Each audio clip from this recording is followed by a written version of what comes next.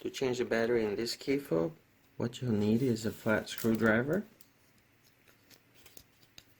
Once you have that, turn it to the side and you'll see right here you have a channel, a slot on this key.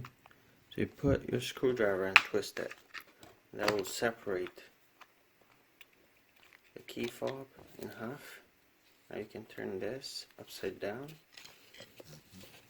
Right there you have the battery. Pay attention to that positive. See, you see the plus sign on the battery. And we'll slide this battery out. Avoid touching the circuit board with your fingers. Now, as you can see there, the battery.